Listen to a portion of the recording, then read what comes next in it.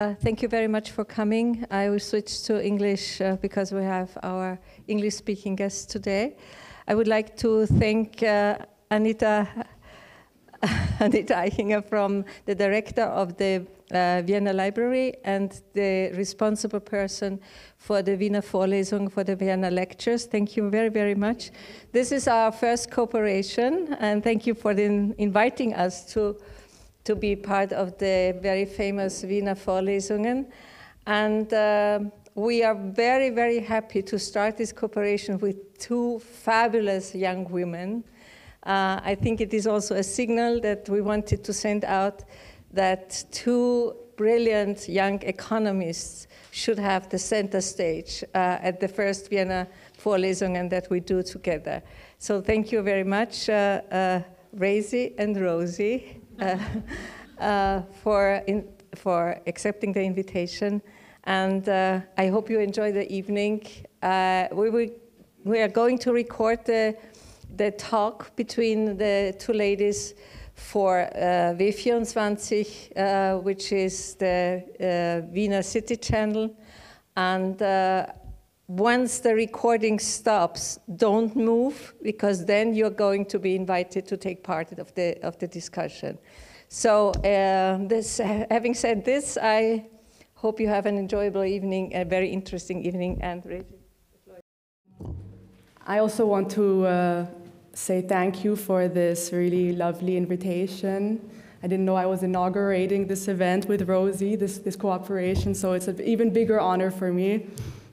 I don't want to lose too much time. Actually, I just want to introduce Rosie Collington, who has traveled here from London to present and discuss her book that she co-authored with Mariana Mazzucato, The Big Con.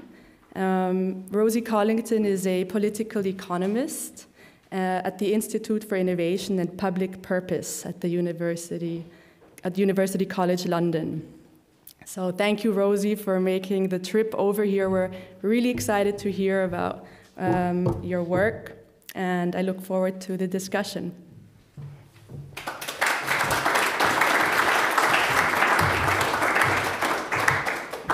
Well, thank you all so much for coming. Thank you so much to the Kreisky Forum. It is a huge honor to be here.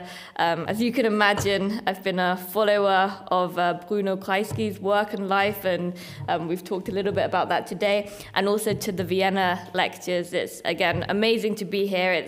It seems like a wonderful event. And also to be doing it with Rosie, whose work I have been following for a very long time, and who I've met. I think we were both involved in the Institute for New Economic Thinking Young Scholars Initiative for many years a while ago. So it is great now to be here together and joining you. I'm going to start my timer because I am terrible at timekeeping, and I can imagine you might be wanting to leave for dinner at some point. But I'm going to begin talking about this book that I have co-authored with Mariana Mazzucato, whose work I'm sure some of you, many of you will be familiar with. She is one of my PhD supervisors. I actually met Mariana at an event organized by the Institute for New Economic Thinking Young Scholars Initiative, and then I joined her for my PhD. And I had been researching outsourcing in the UK public health system, in the UK National Health Service, for many years, working in public policy before I went back to university to study a master's in political economy and then subsequently to do my PhD.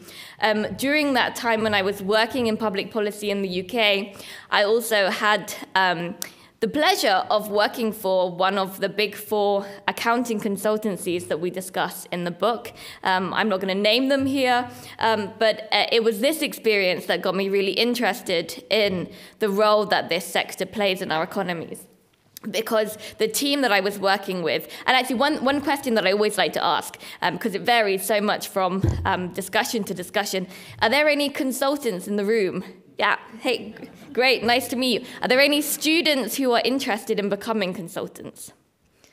Okay, hi, nice to meet you too. So I was a student and I was very interested in becoming a consultant. And so I was very excited to have this opportunity to work with this team in one of my first jobs from one of the big 4 companies. And we were tasked with helping to develop a strategy for innovation in cardiovascular disease innovation research, or an innovation strategy for cardiovascular disease research in the UK health system. It was a super interesting project, and it became very clear that none of us in this immediate team that was tasked with doing this work really had any idea what we were doing. Now, if I tell you I was 23 at this time, and I had a background as a political scientist, that probably doesn't come as a surprise that I didn't really know what I was doing.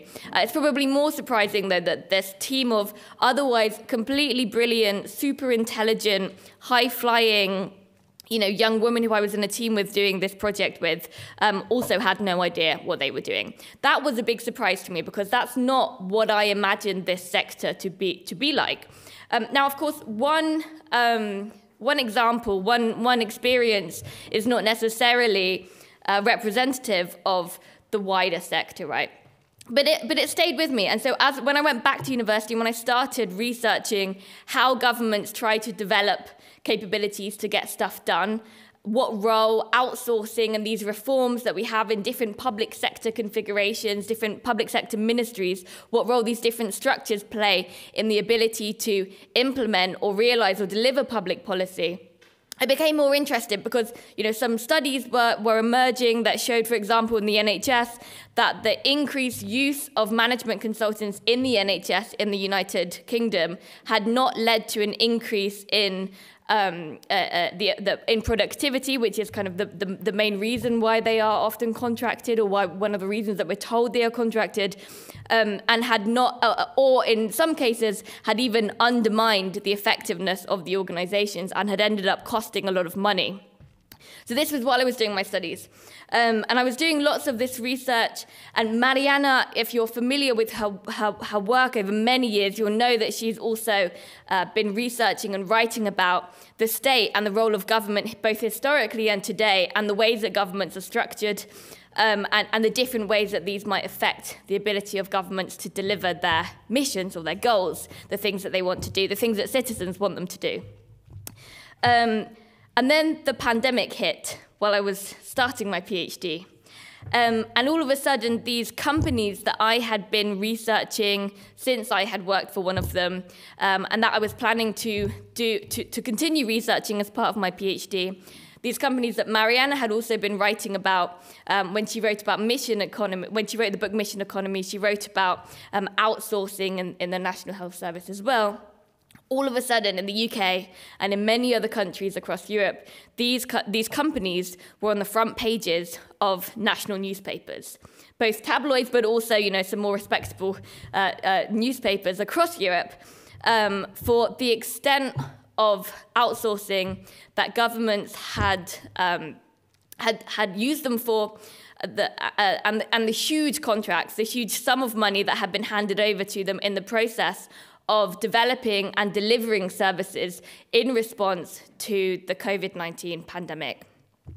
So in the UK, the last kind of good estimate, and I'll tell you a little bit about why data on kind of how much money governments spend on these companies and their revenue is pretty challenging, getting accurate data. I'll tell you a little bit about that shortly. But the best estimate we have, or we had in 2021 when the final calculations were made, was in the UK that £700 million have been spent on management consulting companies to develop and deliver services in response to COVID-19 in the UK. Now, the UK government spent in 2022 a total of £2.8 billion, which was an increase of 75% from 2019. So this was kind of growing massively in the UK. I also have to apologise because I'm recovering from a flu, so I will be drinking probably a lot of water, hopefully not spilling it everywhere as I did earlier. So at the outset of the pandemic, the UK government chucked a lot of money at some of the biggest companies in this sector, including Deloitte, which was earning at one point £1 million per day from its contracts for test and trace services. An inquiry by the Test and Trace programme was the UK's epidemiological contact tracing programme. So it included the apps that everyone had on their phones, but it was also what was happening in or what was being done in the health ministry, for example, to help monitor the spread of COVID-19. An inquiry by the Parliamentary Public Accounts Committee, which is a parliamentary group made up of cross-party MPs, found that this programme had been overly reliant on expensive contractors and temporary staff, I'm quoting there, and that it had not achieved its main objective to help break chains of COVID-19 transmission and enable people to return to a more normal way of life. So this was quite damning. And, you know, at that point, as a UK citizen, I'd come to accept that perhaps, you know, we've become pretty bad at getting things right. But actually, this was not just a UK phenomenon. Across Europe, we saw an increase in spending in management consultancies across many governments in Europe during the COVID-19 pandemic, including in France. I don't know if there are any followers of French politics or French political scientists, French citizens here. If so, you will know that the French public sector, the French public administration, has historically prided itself on its meritocracy and prided itself on how effective and efficient the public sector is, how good the civil servants are. And it has historically not outsourced in the way that the UK government or the US government, the Australian governments have. If you've been following French politics over the past couple of years, you will also know that le scandale McKinsey, and I apologize for my French, has been plaguing Macron now for a few years. At the beginning of 2021, when all governments across Europe were implementing and rolling out vaccination programs, commentators started asking why the French government or why the French population was seemingly unvaccinated and was lagging far behind counterparts in Germany and Spain. Members of the government, the rapporteurs who are responsible for holding different parts of the government to account, started to look into how the government was spending money, how it was organizing its implementation of these programs. And lo and behold, found that the government was also spending a lot of money on these consulting companies.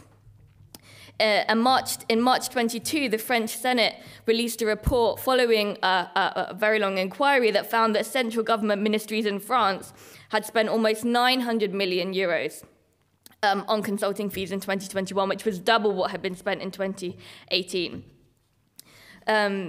Now, at the same time, we were also learning about the ways that these companies were being involved or becoming involved in the development of net zero strategies around the world. And perhaps most famously during this time, or a case that became well known during this time, was the Australian government's contracting of McKinsey to help develop its national net zero or long-term emissions reduction plan, it was called. So McKinsey received a $6 million Australian dollars contract to help develop this strategy. And it was published at the Conference of Parties in 2022 or 2021.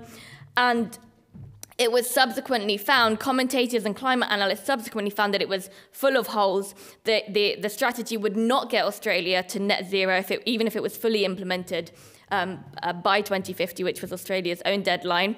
And to the extent that it could, to the 80% of the extent that it could, it was very reliant on the development of technologies that did not exist yet.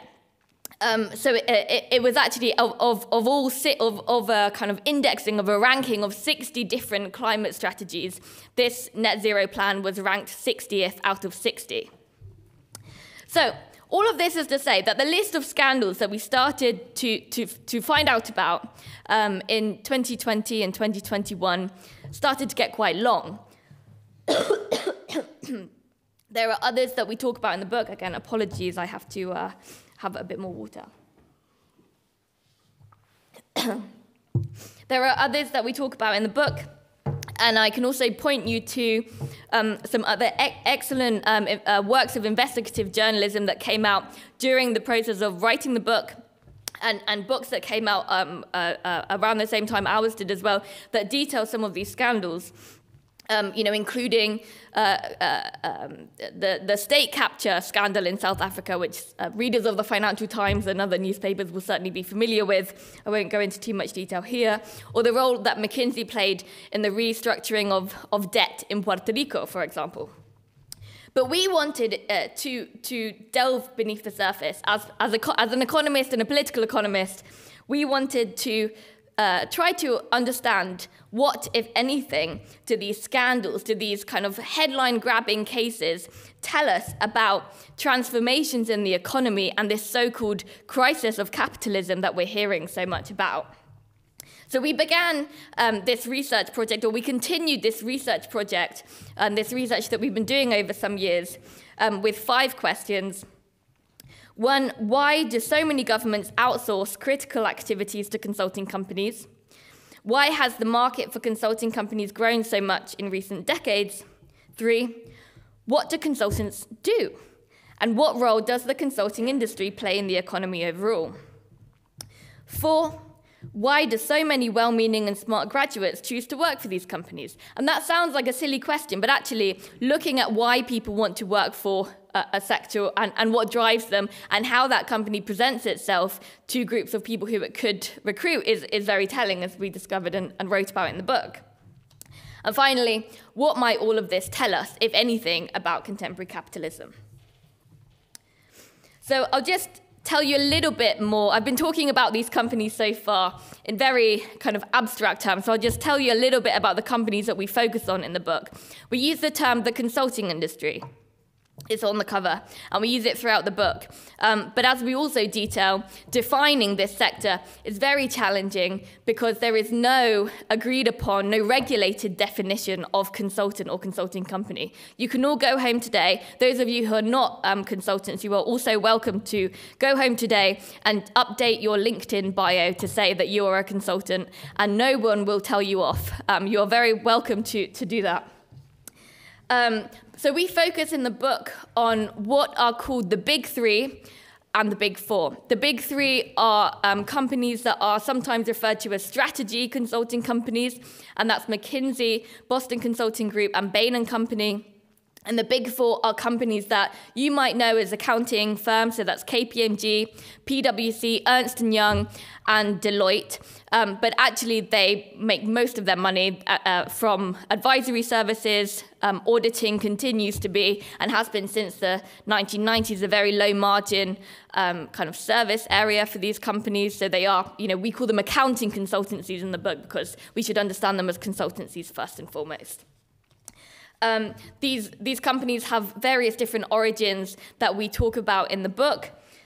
There are a number of other different types of consultancies that we touch on in the book, including, for example, IT consultancies like IBM and Cisco. And many of these companies bid on the same types of contracts as the Big 3 and the Big 4 companies. We also, in the book, talk about outsourcing companies or outsourcing consultancies. And I didn't realize how controversial this would be, actually, because sometimes when you're in academia, terms get used and things become normalized, including the fact that everyone who researches consultancies refers to the outsourcing generation of consultancies, which includes, for example, Serco, Sodexo, Atos, these companies that many people think of as providing or delivering public services. Now, we include them in our analysis because, again, they are bidding on many of the same contracts that the Big 3 and the Big 4 are also bidding on. They are not primarily in the business of directly delivering public services often, but of managing contracts and often the subcontracting process on behalf of governments. So when Carillion collapsed, which was one of these big outsourcing public services and construction outsourcing companies, collapsed in 2018, in the UK, it was outsourcing, it was subcontracting 80% of the contracts that it had received or that it was responsible for delivering. So in this way, they are management, that they are in the business of management as opposed to in public services delivery. Now, of course, some of you who are consultants might be working for a company that doesn't fit any of these categories. There are also, most people who work as consultants actually are not working for the big three and the big four, even though in terms of revenue, the big three and the big four and some of the larger IT consultancies dominate the market. Most people work for what are known as boutique consultancies. This is, again, the industry term. And so that would include smaller firms that often operate within a market niche like climate consulting, or perhaps provide services for a specific company like the NHS, or a particular ministry in government, or provide digital services for local governments or something like this. Now, we don't focus on these companies in the book. We do show, however, that some of the same dynamics that we can see that underpin the behavior and activities of some of the larger companies can also become embedded in these smaller companies, which can become reliant on the pursuit of kind of further contracts for their very existence in ways that can undermine any kind of public value claims that they may have. And indeed, many of the very successful smaller specialist boutique consultancies become acquired by the larger companies. That's part of how they operate and grow. So I mentioned something about the growth of these companies during the pandemic. Now, the pandemic was, in many ways, very beneficial for the scale and scope, or it became a boon for many of these companies. But it wasn't an anomaly in the sense that actually these companies had been growing and this sector had been growing. The market for consulting services had been growing very largely over a few decades. So in 1999, management consulting revenues were estimated to be worth around $100 million globally. And by 2021, the estimates brought it close to $1 trillion, or some brought it to $700 billion globally, and some brought it up to $1 trillion globally. So that's a huge increase. We can see this also within individual countries. I was looking into some of the databases that I have access to through my research, and was looking at this in Austria. And I think even between 2012 and 2018, so before the pandemic, the market for consulting services here was growing by 6.5% per annum every year. So, way above growth of GDP. And also, there was hugely increasing demand in strategy services. So McKinsey and Boston Consulting Group and other companies that pitch themselves as offering strategy services have been some of the main beneficiaries of this. These companies operate around the world. The Big Four have offices in 130 countries and employ around 400,000 people. Though this is by no means kind of equally distributed. 96% of revenues come from North America and Europe, and 70% of their fees worldwide are generated by just 5 countries. So that's the US, Canada, UK, France, Germany.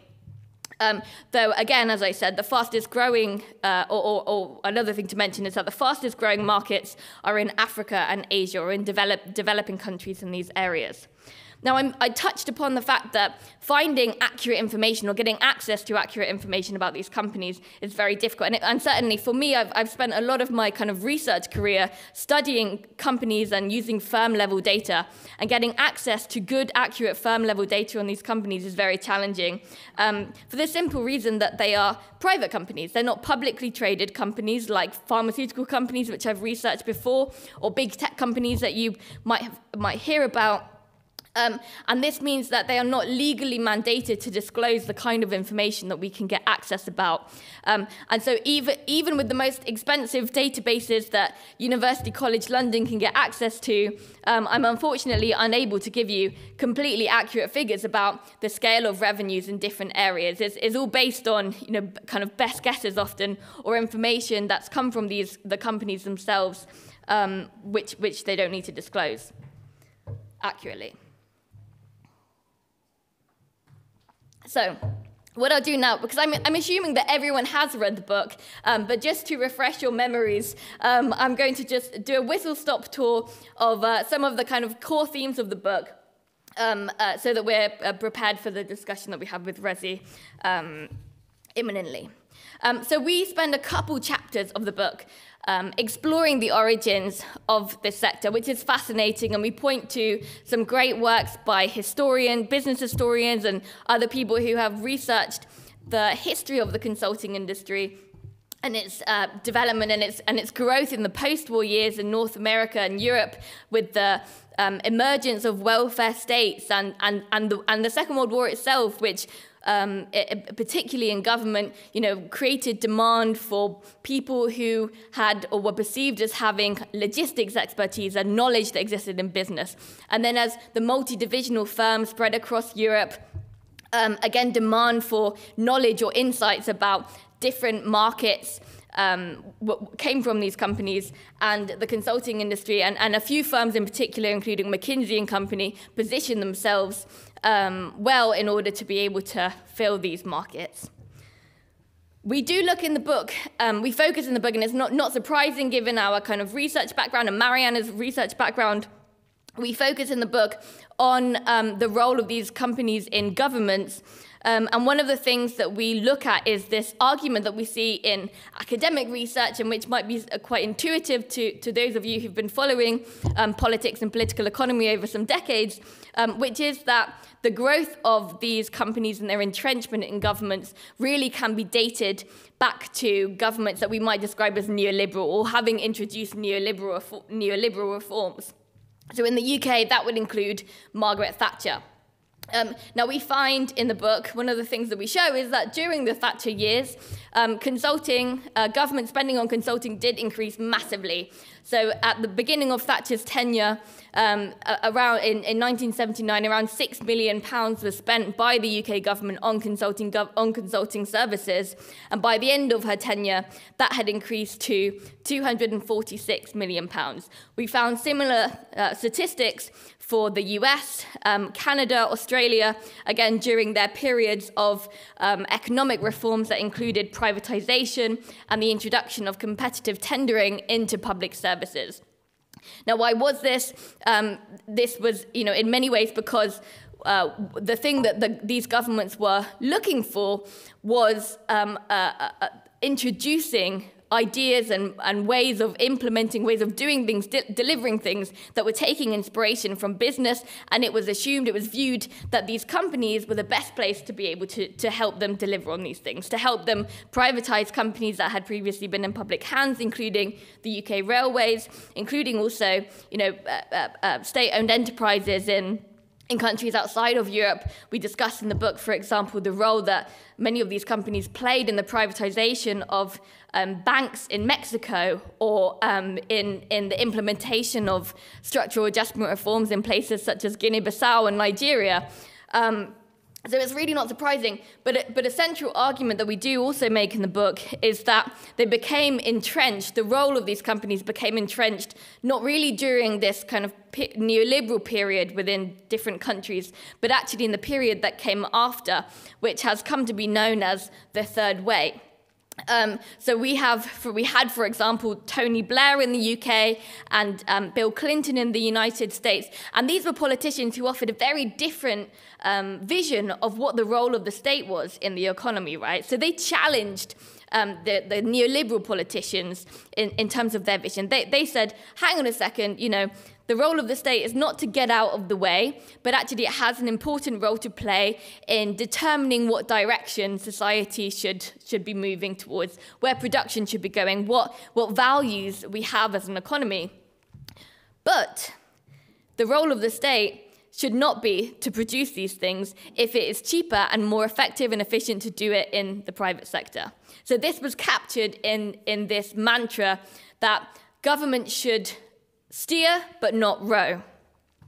Now, one thing that we do in the book is really interrogate this, and we find a central argument in the book is that this way of doing government, this idea that governments can steer without doing rowing, without delivering services themselves, without developing policies, without recruiting experts within the public sector, and instead over-relying on the consulting industry. What we show, drawing on, again, insights from innovation economics and ideas around learning by doing, is that the consequence of this is that government ministries in particular, but also businesses, but government ministries can lose the ability to do things because they stop learning by doing when they become over-reliant on external consultants or other forms of expertise, other forms of outsourcing.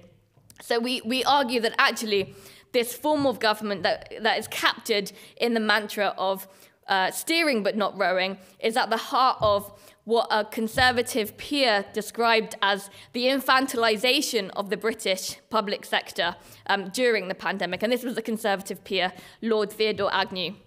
He wrote that civil servants that were being deprived of the ability to take on the crunchy issues of the day because these were being handed over to private sector consultants, management consultants, and this was having the process, this was infantilizing the public sector.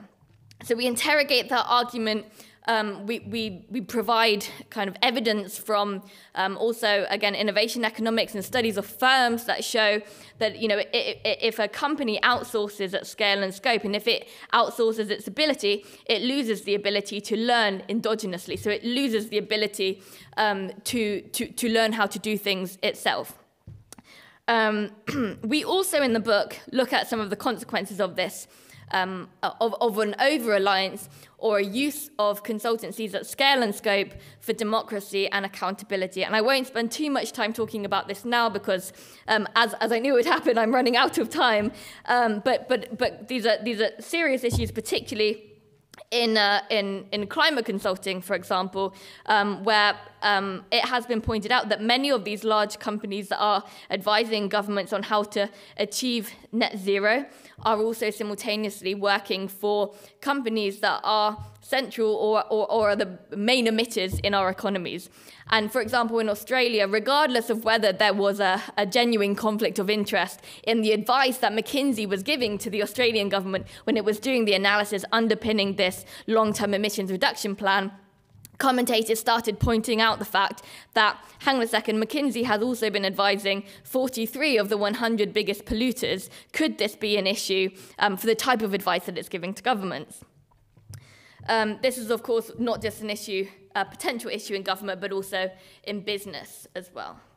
And this is also just one thing that I will just touch on here is when we were doing interviews with consultants, and we spoke to many consultants from the Big Four and the Big Three, and also from smaller consultancies, both current and former consultancies at different consultants at different levels. One of the things that kept coming up time and time again with consultants who were primarily working in the private sector was them saying, look, I'm not there to actually, offer real value. I'm there to legitimize a decision that has already been made by a chief executive, and they're trying to, prove to their shareholders that they have made the right decision, or they've got an argument with another executive, and so they're bringing us in to kind of add weight to their argument. Now, you might think that is kind of unimportant, and I would say that I'm probably less interested in the consequences of that for our economies overall than I am for thinking about what happens through processes of infantilization in government. But at the same time, we can probably all agree that it's a pretty bad waste of resources and not a particularly effective way to run governments. So I think we'll be talking a little bit about the growth of the sustainability consulting and climate consulting more generally, but just to, again, add a few statistics.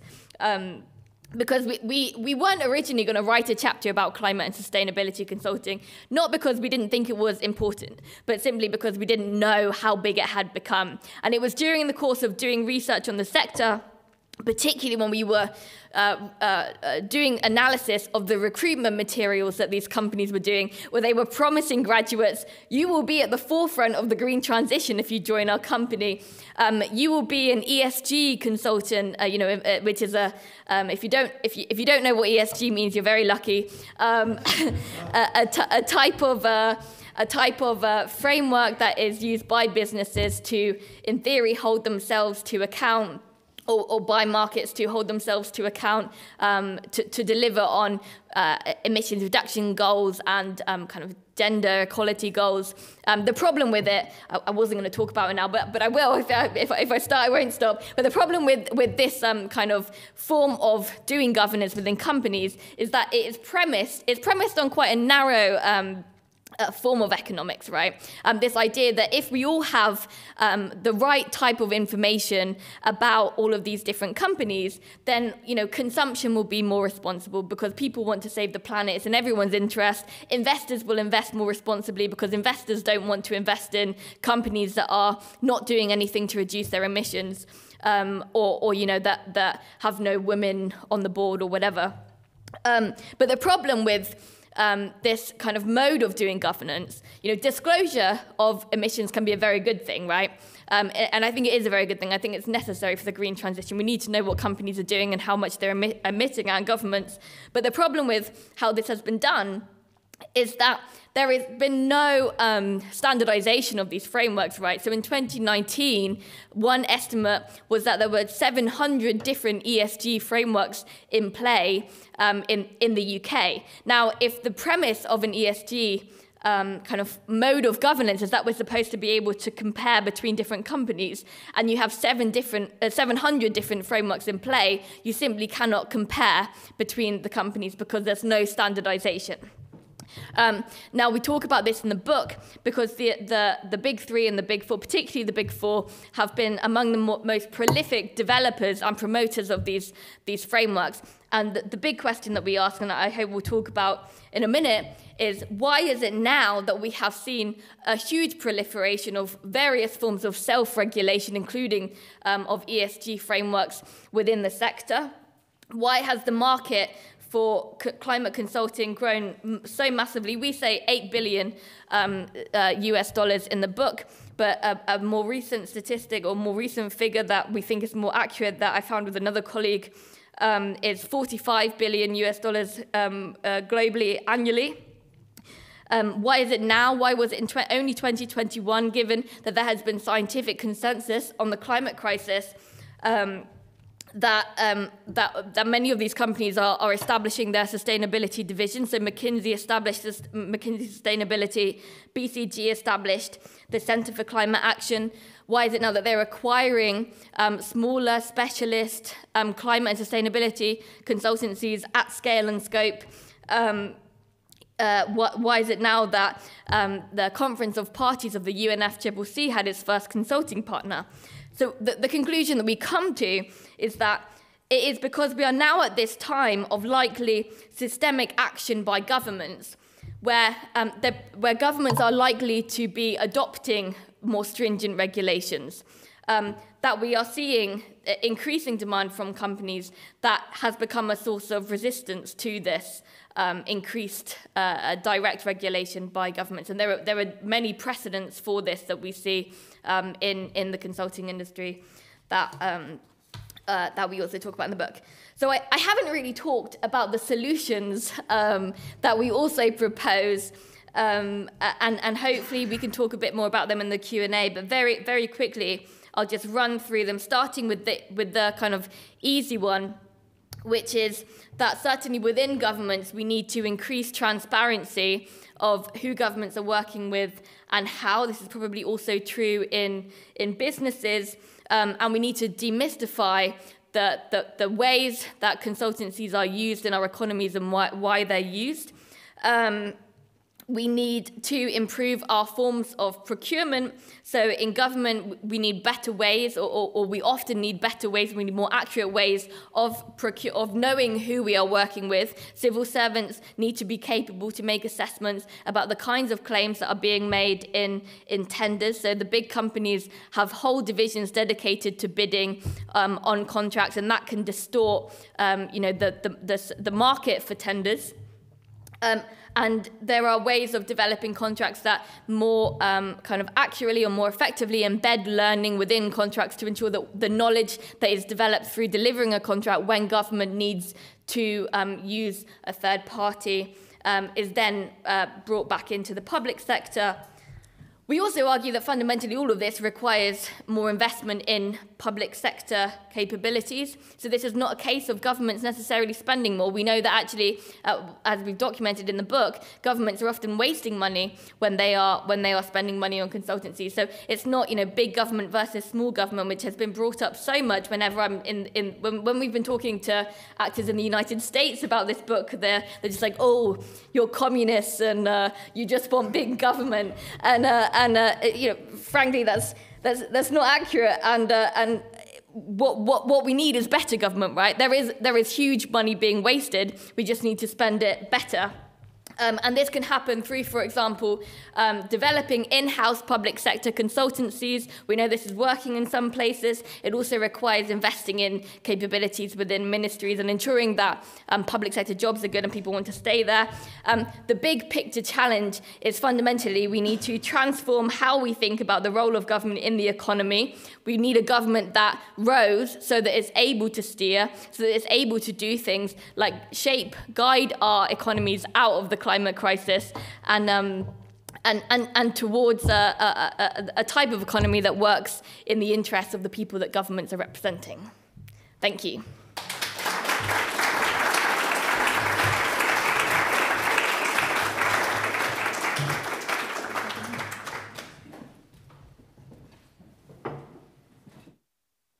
All right, I assume the microphone is...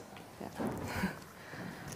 Wow, I mean, that was a marathon through your book. I'm really impressed. I know myself that reading the book, many questions came up, many discussion points came up that, of course, we won't be able to touch on extensively.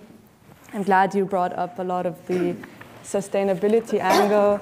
Of course, being an ecological economist, the topic of the socio-ecological transition is also at the heart of my work and our institute's work. And I have to say that thinking about the influence of the consulting industry was definitely not on the forefront of my research, as you know. So it's been very refreshing. And I would say, to a certain extent, it was also thinking about this systemic crisis that we are in today from the perspective of the consulting industry has been a very interesting and insightful perspective to it, right? Yeah, and so, I mean, I have many questions that we will not get through. And I will start with the title of the book, The Big Con. You describe the concept. Maybe you can get into it a little bit more now. What is the big con that you address? And I would follow it up with the question, is there actually no real value to their work? So cross-organizational learning, for instance, is there no actual value that the consulting industry can provide? Mm-hmm. Yeah, thank you very much. So the big con, obviously controversial title, as we well know. We stand by it though, because what we argue is that the scale and scope that this sector exists on in no way represents the value that it is creating for our economies. And to understand why and how it exists on this scale and scope, we have to understand broader structures in the economy. We also have to understand the types of things that the companies do. We do touch, I didn't talk about them in the in my presentation, but we do also discuss in the book strategies that companies have done historically that include, for example, recruiting from elite universities. Christopher D. McKenna, who was a historian of the consulting industry based at Oxford University in the UK, wrote about how even in the 1960s, because consulting was not a regulated profession, it didn't have the kind of legitimacy of professions like law or auditing.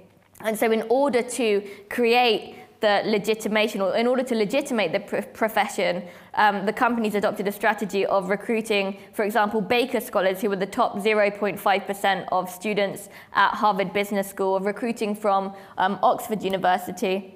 we also write in the book about other kind of strategies that they use. And we argue that fundamentally, what is at the heart of the ability to extract value that is beyond the level, the scale of the value that is created through consulting contracts at a macro level, is a skewed risk-reward relationship. And just bear with me a minute, because this is where it becomes a little bit, have my economist hat on a little bit, because we describe the value, or much of the value, that the consulting industry is able to earn, the revenues that it earns, as a form of rents, because we say that the ability, it is premised, or contracts are premised on the shifting of risk of failure away from the consulting company itself towards the client, and that's usually built into contracts, particularly in very large government contracts, where no company would bid on them if that wasn't the case. And the consulting companies themselves enjoy a monopoly in our economies and our societies as objective sources of expertise, as objective sources of knowledge that no other company enjoys, and therefore we describe the way that they earn this income as a source of rents. So that's why we describe it as a big con, because at the level of the economy as a whole, we see that more value is extracted than is created. That said, of course, you can point to instances where, consulting contracts have gone very well. I have friends who work in the consulting industry, and I can tell you that, sometimes that they, at least to my face, they agree with the analysis, but they can also point to instances where they feel they have, created value. And, if you want, we don't go into too much detail about that in the book, but if you want to read about cases that have gone well, you can check out the websites of the companies themselves. That's what I always say. Well, I mean, not to linger on this topic too much, but as it is at the heart of the topic, of the discussion today, I still wonder how you would really assess the value that consulting, specifically management consulting firms, generate, because many of these firms, many of these services that they provide will not be monetary primarily, right? There will be tacit gains and long-term gains. So really assessing this value, to me, seems a bit difficult, but I think it's necessary if you talk about a discrepancy between the value they generate and what they charge, because that generates the rent, right? Yeah. So how do you really make that statement? You need to have an idea of the actual value they generate, don't you? So I think the default assumption, or the default argument, which is the one that we challenge in the book, the default idea about the consulting industry is that it exists on the scale and scope that it does today because it is able to create value for companies, is able to create economies of scale and knowledge that's at the heart of it. So, and that can include, for example, because these companies are working with lots of other companies in the economy, and therefore that is a source of knowledge that they have. If we take that as the kind of existing dominant argument, what we do in the book is try to unpick that and show that actually there are other ways of looking at this. And the way that we look at it suggests that they are not creating value on anywhere like the scale and scope that they exist on. Now, we can get into a full debate about value theory and how do we measure what is valuable in our societies, and I would welcome that. And I think this, to be honest, then points to bigger questions of how do we know, or how can we measure that when governments are working with other partners, that they are working with them in such a way that can best ensure that the interests that the government is trying to pursue, which in theory at least, if we believe in representative democracy, in theory should be representative of what people want of their economy, how do we ensure that governments are actually working in this way? And that's why one of the things that we call for in the book is this increasing transparency of the clients that consulting companies have, so that civil servants are able to at least understand and try to mitigate the risk of conflicting interests in this work, and if that is not possible, decide not to work with the company. At least in government, that's how I think it works. To pick up on this topic of the outsourced risk, Or maybe, I guess I can maybe build a bridge to moral hazard that you talk about. You, if I remember correctly, you say we overlook the moral hazard attached to these kind of contracts between government and big consultancy firms. But isn't that kind of the situation in any transaction that involves a third-party contractor? Like I think about, maybe because it's close to my everyday life these days, homeowners and refurbishment projects. If I, as a lay woman, want to have my house refurbished to adhere to climate standards, I have no alternative but to trust that the advice that I am paying for by my architect is in my interest, that the prices that he gives me are accurate or plausible. And I don't have no way of proving or testing for this. Isn't that the same situation? In all of these examples, this risk can be minimized and mitigated, right? So it may well exist in a range of different areas, you know. So it exists with whomever governments work with to an extent. But we've seen, for example, we look in the book at the history of accounting companies and legal companies and how they were structured and where the partnership structure that underpins many of these companies came from. And it was precisely to try to reduce the risk of conflicting interests, right? So the idea of a partner-based company is that the partner of a company, in theory, would be taking the risk of the advice that they're giving to their kind of legal client or their auditing client or the person they're keeping books for. They would accept some of the risk of that going wrong. Now, the problem, and in the United States, by the way, there is legislation that exists, for example, to separate the ability of consulting companies that also do auditing to provide auditing services and also provide consulting advice. And this came in the wake of the Enron scandal, where it was concluded, at least, and it was kind of legally dropped. You know, criminal charges were brought, but it was concluded that the company that had provided auditing services, which was also receiving kind of huge contracts for consulting services, was underpinned by a conflict of interest that was not, it wasn't possible to mitigate it because this conflicting interest was too big. And so they introduced legislation to separate those two things. So I think you're right that this risk exists everywhere. But, you know, a big difference is that in the case of you know, if you have a plumber in to fix your toilet and suddenly you can't flush your toilet, then that plumber's going to get a bad reputation, and you know, through one way or another, through word of mouth, you're certainly not going to hire them again. This isn't true in the consulting industry. We know that consulting companies continuously fail on government projects, and it doesn't affect their reputation, which is why we delve into this question of, you know, why that might be. Why do they enjoy this kind of unique ability in our economies, and how can governments try to mitigate that risk? So probably more of a way of sanctioning their reputations would go far away there. I think, yeah, sanctioning their reputations. I guess it's more a case of protecting, recognizing that these conflicts of interest exist, and sometimes they might be unsurmountable, right? Sure. And often that isn't taken into account when governments are contracting these companies. Because I've been informed that time is scarce, once again, I'll skip ahead a bit. I was wondering, I think largely during the book, throughout the book, that I have a bit of an issue with the causality claim. Mm-hmm. I mean, clearly you're blaming, or very strongly it seems like you're blaming the consulting industry for the situation that we are in today. That governments are as hollowed out as they are, or infantilized as they are, and they seem to be the villains and the perpetrators. And I think you stressed that it may come across this way. It really does come across this way. So I wonder if that causality claim isn't a bit far-fetched, and if we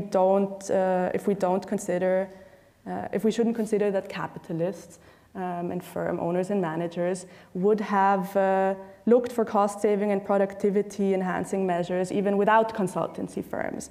I mean, the idea that these ideas that have been prominently applied, Taylorism, cost accounting, and et cetera, if they have turned out to be productivity enhancing in one company, I'm sure other companies would have found ways to access this strategy even without consultants. Mm-hmm. So my question is, can we really be blaming the consultant?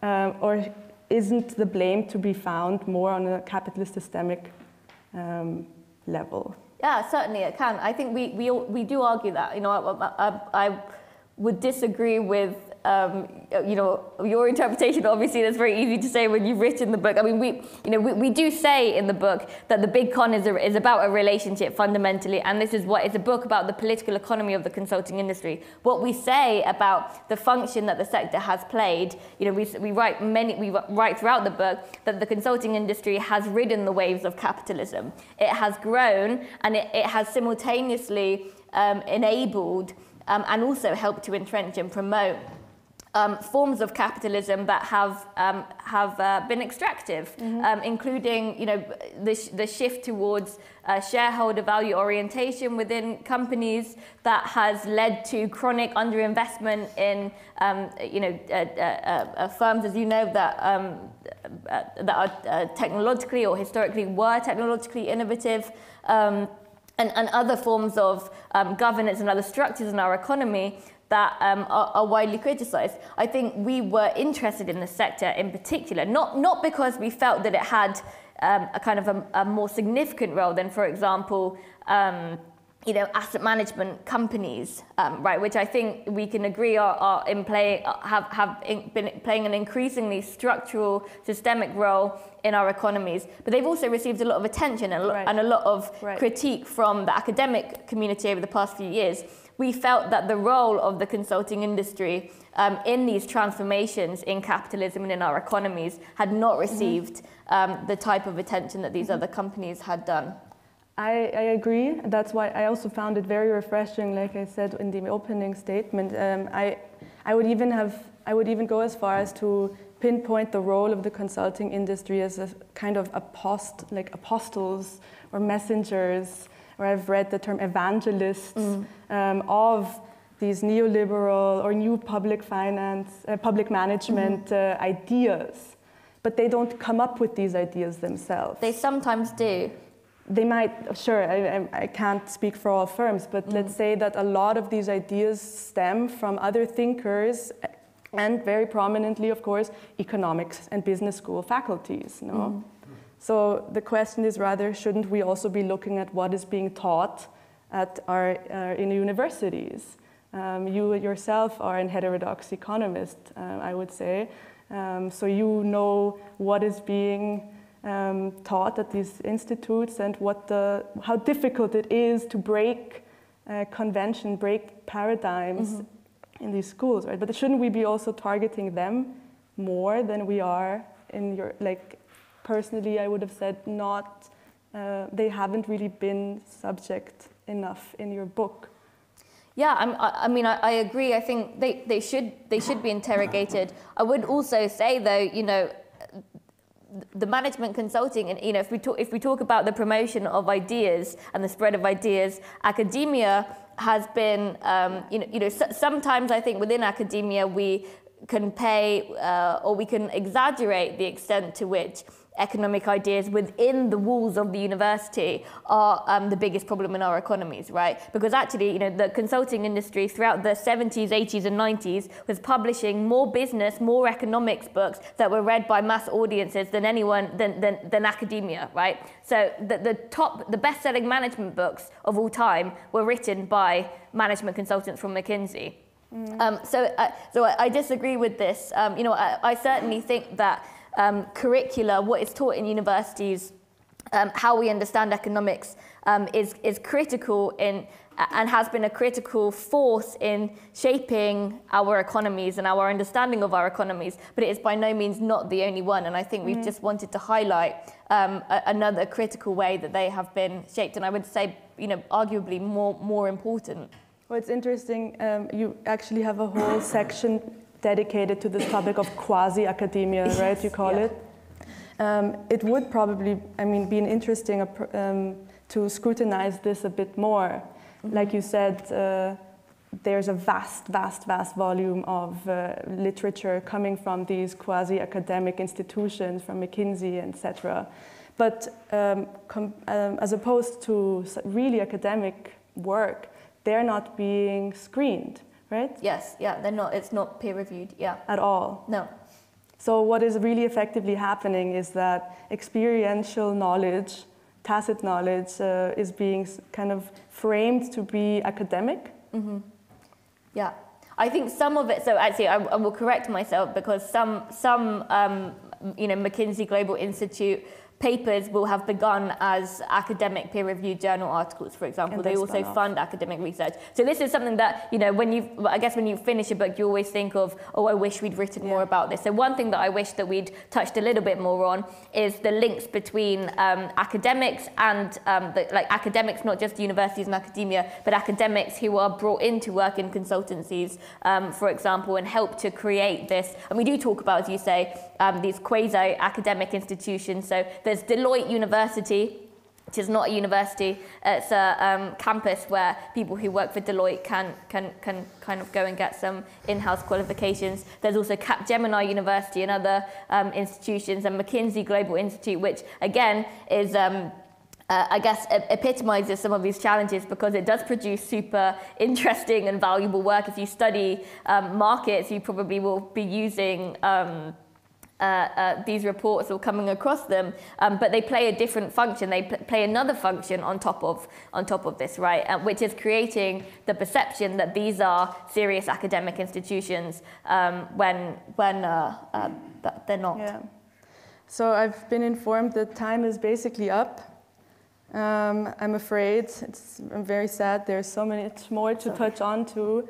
But maybe I can ask you for a bit of a closing statement, and in the course of that, maybe also tie it to the sustainability challenges that we are facing now, and what role we could expect from the consulting industry to play. Yes, absolutely. Thank you very much.